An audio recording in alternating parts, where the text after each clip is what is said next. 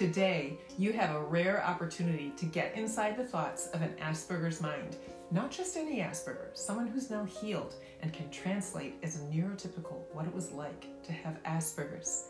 Hi, I'm Lib. And I'm Steve. And together, we're Lib and Steve. Before we begin, we are letting everyone know that we are looking to gather questions from people. Questions from both neurotypicals and those with Asperger's. Please send your questions to libandsteve@gmail.com. We'll have a time to answer questions at the end of every episode. Today will be one long question and answer time. I'll be asking the questions and Steve will be answering. Before we start the interview, I want to remind you that, as Lib said, I'm a neurodiverse translator because I lived on both sides, and I currently interact with some folks that have Asperger's. I hope this will be of help for whichever side you find yourself on. Understanding is empowering. All right, here we go. So Steve, as an Asperger, how did you evaluate people that you interacted with? Oh, it's completely based on what they did and not who they were. You know, since I've been healed from Asperger's, I understand what it means to empathize, to put yourself in the place of somebody else. Before healing, I just assumed that everybody's brain was the same. And so what was going on in my brain was going on in somebody else's brain. And the conclusions that I was drawing were the conclusions that everybody else would draw. And if they were drawing a different conclusion or not living to that standard, it's because they just weren't trying. Okay, question number 2. Did you ever initiate a relationship? Oh, no way. Not even one time. First of all, there was the fear of not knowing what to do, how relationships worked, understanding what was going on. It was always a mystery to me. And so that fear gave like anxiety. I felt like I had a little dynamo that was spinning inside of me all the time. So I had no idea how to begin to go about doing like relationships and initiating relationships in any capacity. Okay. Question number 3.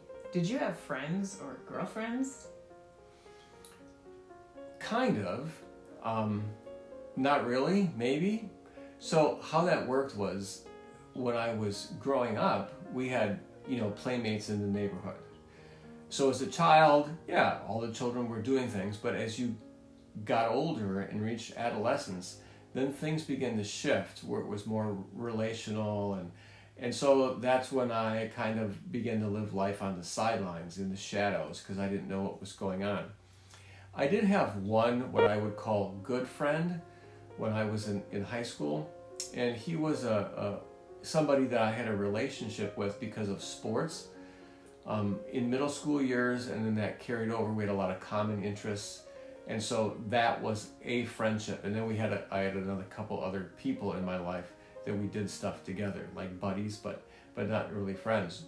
And then girlfriends, there were a couple, or a few of them, but I didn't initiate any of those relationships. My first girlfriend was kind of set up by my sister, and the sister of this girlfriend. If it wouldn't have been for them, who knows? I might still be single. Okay, how did you navigate social settings? Oh, I mean, every social setting was a time of high anxiety, especially in high school. Then somewhere along the line in high school, I discovered alcohol, and so I learned to medicate with alcohol because that would lessen the anxiety, reduce the anxiety, and then I would be able to enter in. But there wasn't always alcohol, especially as I got into professional settings, got a job, other people. So what I learned to do is I learned to interview other people. I would ask them questions, they would respond, and then I figured out, if you find something that somebody likes to do, a topic they like to talk about, a hobby that they have, and you ask them about that, they will talk about that all the time. And you just keep asking questions. And every time you'd see them in the future, you just ask them questions about that hobby, where they were, what was new, and they would just talk and talk and talk, and then I would have to talk. Okay, question number 5. I read a lot of posts from women in neurodiverse marriages, as I was for the first 32 years of our marriage. And I think it's helpful for women to hear what is going on in an Asperger mind. So let's have Steve talk about life as an Asperger husband, like back in 2016, when for us, everything in our marriage was crumbling. So professionally, I'm a teacher. And I remember the first day of school every year, I would tell my students that my greatest joy in life was to be a husband to my wife and a father to my children. And I remember when I would relate that to you, you'd kind of like give me one of those looks like, what are you talking about? I mean, how can that possibly be? And I was all in. I mean, as a husband, I did everything I could within my power. As a father, I did everything I could within my power. I read books, I studied, I invested.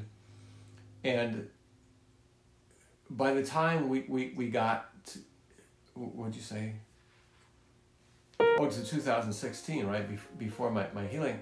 I mean, it was a disaster. It was broken. I mean, our marriage was broken. I mean, our children were falling off the cliff one by one by one. And it's like, oh my gosh, if this is as good as I could do, and this is a result that I'm getting, I don't know what to do. I was depressed. I was angry. I had pretty much given up. Yeah. Okay, number 6. Since healing, what areas of your life have you endeavored to see changed and grow in, and have had the most challenge in growing in? So, as an Asperger, I mean, now being healed, I've realized that my life was like a wormhole, right? I was like a worm down the hole. I mean, just every once in a while it would come up, but that's where I prefer. My life was literally as big as a pinhole. So now that I'm 57, I've been healed for almost 4 years, in thinking about relationally what needs to be changed. So I've learned to offer myself a lot of grace, right? I'm not somebody who's been neurotypical and had all these relational dynamics set for all this time. So I just learned to realize the context of my life, right? And not try to, oh, I should be here, or I should be there, I should be doing this, I should be doing that. No, I'm where I am, and I want to improve, right? I want to get better, I want to learn, I want to develop. One of the things I've learned is that I don't always see the things that need to change, right? I want to change, but I don't always see those things.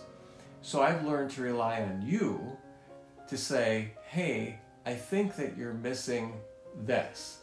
And so I've learned to journal, I've learned to listen to the Holy Spirit, to process a lot of things with God. And then through that, I've learned to develop, to grow, and to change over time. Yeah. Okay.